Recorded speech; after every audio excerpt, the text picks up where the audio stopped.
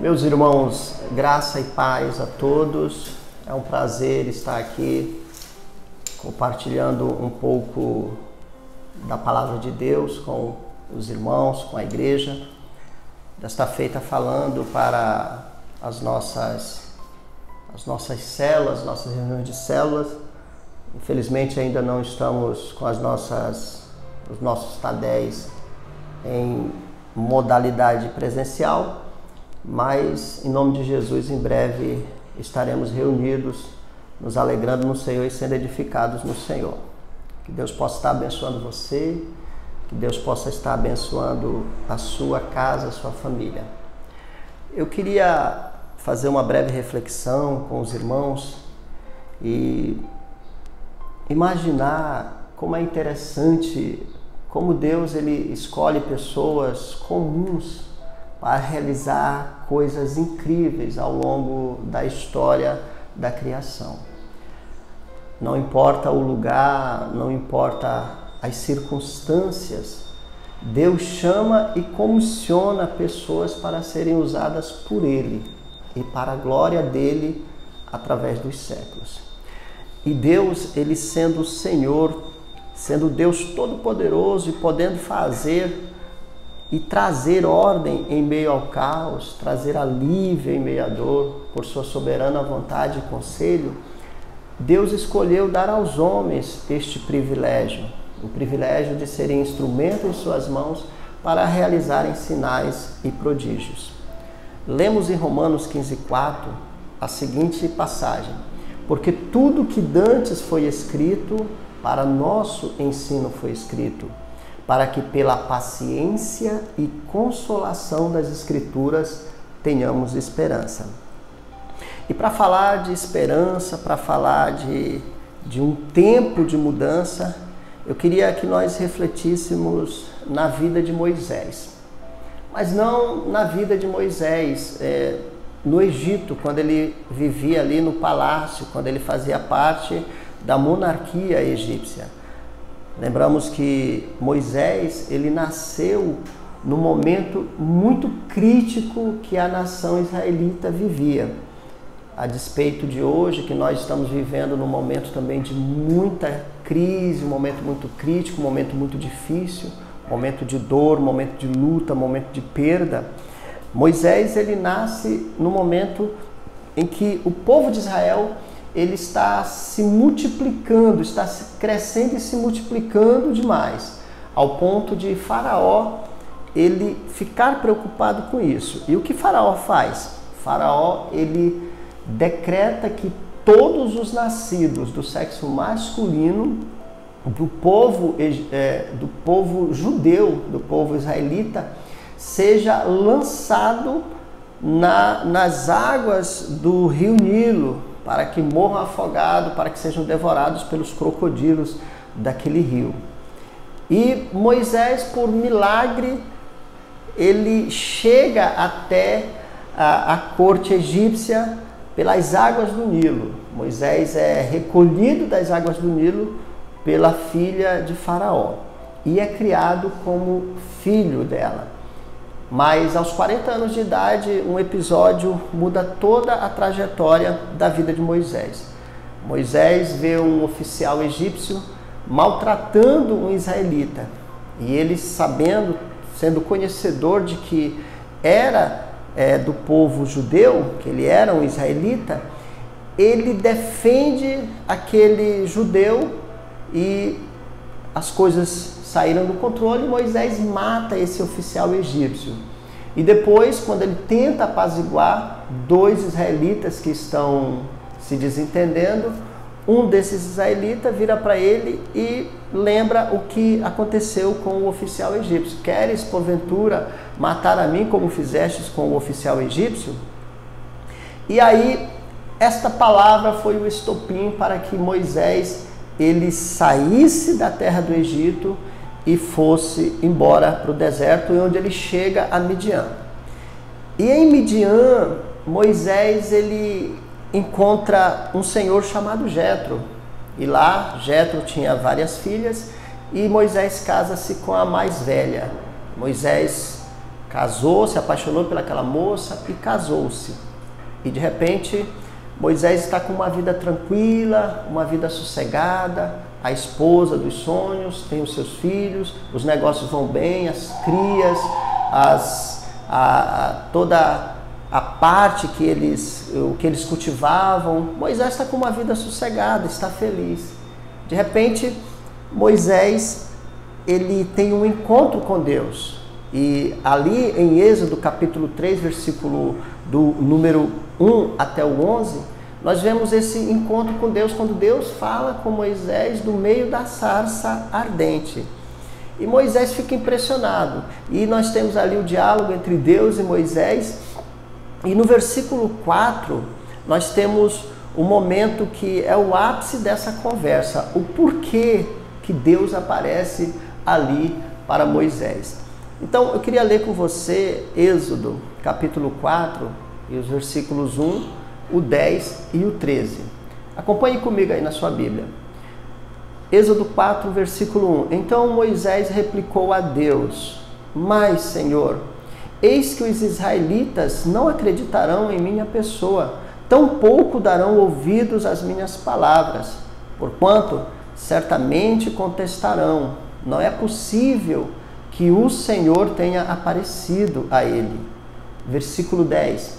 No entanto, argumentou Moisés ao Senhor: Perdão, ó meu Senhor, todavia eu não tenho facilidade para expressar-me, nem no passado, nem agora que falaste a teu servo.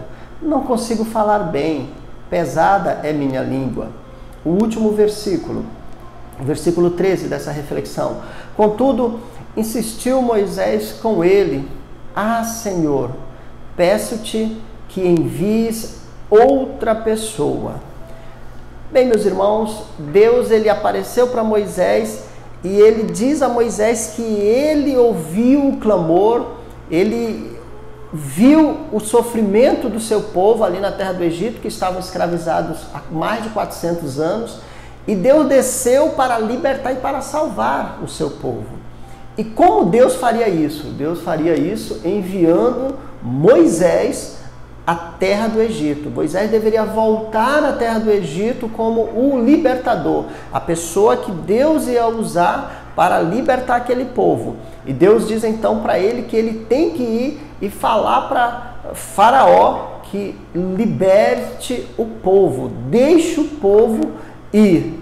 E aí começa esse diálogo, esse questionamento. Aqui nós vemos o Moisés dando pelo menos 3 desculpas, dando pelo menos 3 razões para que Deus deixe que ele não aceite esse chamado, para que ele recuse esse chamado. Mas voltando para a vida de Moisés, ali em Midian, vemos que Moisés está com a vida dos sonhos, está vivendo bem com sua esposa, tem os seus filhos, está fazendo o que gosta. Mas alguém poderia dizer assim: Moisés está com a vida que pediu a Deus, a vida dos sonhos. Só que, meus irmãos, os nossos planos e o nosso ideal de vida geralmente não refletem os sonhos e os propósitos de Deus para nós. O cenário da vida de Moisés era perfeito aos olhos humanos, mas não era isso que Deus tinha para ele. Como está escrito em Isaías 55, de 8 a 13. Eu vou ler alguns versículos. Porque os meus pensamentos não são os vossos pensamentos, nem os vossos caminhos os meus caminhos, diz o Senhor. Porque assim como os céus são mais altos do que a terra, assim são os meus caminhos mais altos que os vossos caminhos e os meus pensamentos mais altos do que os vossos pensamentos. Havia algo, irmãos, na agenda de Deus, e isso era muito mais importante do que a vida ideal, do que o cenário perfeito que Moisés vivia. Deus, ele fala com Moisés, Deus, ele envia Moisés a Faraó. Deus opera sinais e maravilhas no Egito através de Faraó, através de Moisés, perdão. Deus, ele abre o mar vermelho pelas mãos de Moisés. Deus fez perecer o exército de Faraó nas águas do mar, porque Deus tinha uma obra para realizar através da vida de Moisés. Deus, ele não se apoia, Deus nunca se apoiou, Deus nunca se apoiará nas capacidades humanas para realizar a sua obra. Ele chama, ele envia, ele capacita e faz cumprir a carreira e guardar a fé até o fim. O fato de Moisés achar que os israelitas não acreditariam nele não impediu Deus de realizar o seu propósito. O argumento de Moisés de que tinha dificuldades para falar não foi obstáculo para Deus realizar o seu propósito. Mesmo quando Moisés, no versículo 13, ele pede para Deus enviar outra pessoa, isso não removeu Deus do seu propósito de enviar Moisés naquela missão. Deus, ele é Senhor de tudo e de todos. Nós somos dele e devemos viver para ele, para cumprir os seus propósitos. E eu queria fazer essa reflexão com você. Qual é a sua desculpa? Qual é a nossa desculpa para não viver o propósito de Deus nos dias de hoje? Você diria, pastor Matusalém, os dias são difíceis. Os dias estão muito difíceis. Mas o Deus que apareceu a Moisés, o Deus que salvou Moisés das águas do Egito, dos crocodilos, das águas do Nilo, o Deus que cuidou de Moisés durante aqueles 40 anos na corte egípcia, o Deus que levou Moisés ao deserto e durante 40 anos cuidou dele ali, e com 80 anos de idade, o Deus que chamou esse Moisés com 80 anos de idade para ser usado poderosamente como o grande libertador do povo de Israel, é o mesmo Deus de hoje. E Deus pode realizar, e Deus deseja realizar nestes dias, nesses cenários difíceis, nesse cenário de luto, nesse cenário de choro, Deus deseja realizar algo em nossas vidas. O que Moisés tinha para oferecer? Moisés apresentou 3 limitações, mas Deus olhou para ele e disse: o que você tem nas mãos? Moisés disse: um cajado. E Deus disse, através desse cajado, Deus operou sinais, maravilhas, prodígios. Deus abriu o mar, Deus fez grandes maravilhas. Moisés ouviu o chamado de Deus, mesmo que ele tentou recuar, mas ele atendeu a esse chamado. E Deus operou grandes maravilhas num cenário que era tão difícil. Meu irmão, erga a sua cabeça. Use o que você tem para, nesses dias difíceis, trazer consolo, trazer libertação. As pessoas estão escravizadas com medo, as pessoas estão escravizadas, presas pelo terror, presas por tantas coisas na sua mente, no seu coração, pela tristeza, pelo luto, pela saudade de ter perdido pessoas queridas. Dobre os seus joelhos em oração, clame a Deus a resposta, a solução para todos esses problemas que nós estamos vivendo. Amém pela vacina, amém por todo esse protocolo de segurança, de vigilância sanitária, mas o que realmente nós, como povo de Deus, devemos fazer é dobrar o nosso joelho e clamar. Deus pode usar as nossas vidas nesse cenário de luto e de luta para manifestar graça e poder sobre todos aqueles que Ele nos enviar. Que Deus abençoe você, que Deus abençoe a sua casa, que Deus abençoe a sua célula, em nome de Jesus. Amém.